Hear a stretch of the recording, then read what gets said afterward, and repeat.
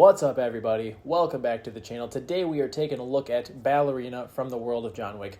Or is it from the world of John Wick, Ballerina? Either way, stupid title. Should just keep it straightforward and simple and leave it at Ballerina. Probably goes without saying, but this is a spin-off in the world of John Wick, and it stars Ana de Armas as Eve Macaro, a woman raised in the organization known as the Ruska Roma, which we saw introduced in John Wick Chapter 3. Much like the first John Wick film, this is a revenge story. We watch Eve as she attempts to track down the organization that murdered her father and hopefully eradicate them. I went into this cautiously optimistic. Optimistic because I love John Wick, and cautiously because it's directed by Len Wiseman. The 4 John Wick films were directed by Chad Stahelski, and he served alongside Keanu Reeves as one of the foundational grounding forces behind why those 4 movies are so good. And there are rumors that Wiseman created a film initially, a first cut, that the studio was not happy with, so they brought Stahelski on board to do reshoots, and he wound up reshooting about 75% of the entire story.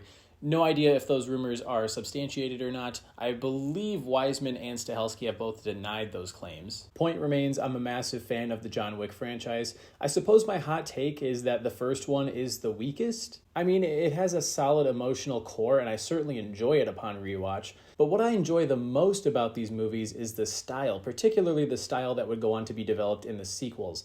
Chad Stahelski was a martial artist and a stuntman first, and he brings a very unique sense of neon-tinted efficiency to the violence in these films. Most of them are almost completely without stakes because John Wick, as we're told, is the Baba Yaga.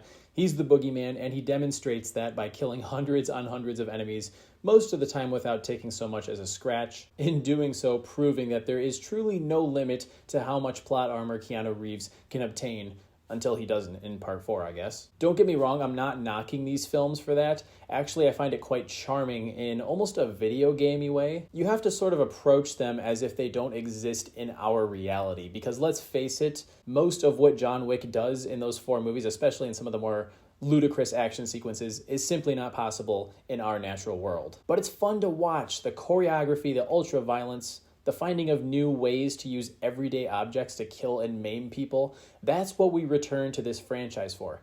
Not a spider's web of expectation subverting narrative or deeply complex characters. Does Ballerina deliver on all of those fronts? For the most part, I would say yes, it does. However, this movie is so light on plot that it makes the other Wick movies look like The Godfather in comparison.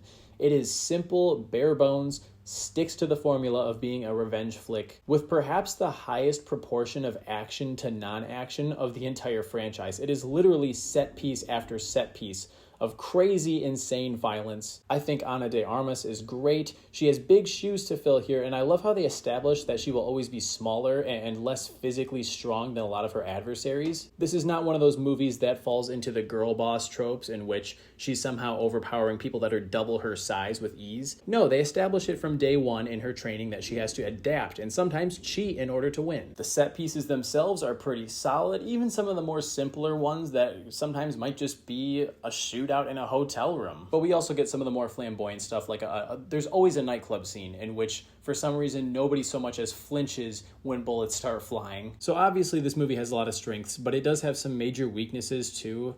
Most notably the first 40 minutes, which are basically this big, long, extended prologue that shows us Eve's upbringing. We get a very cliche training montage, and I want to reiterate that I don't expect complex, intricate storytelling from these, but I think the first act does a very poor job at constructing her character, learning about who she is, and learning about her relationship with her father. I don't know, it just came off as very flat and didn't get me invested in the character. It also has a lot of repetitive action sequences.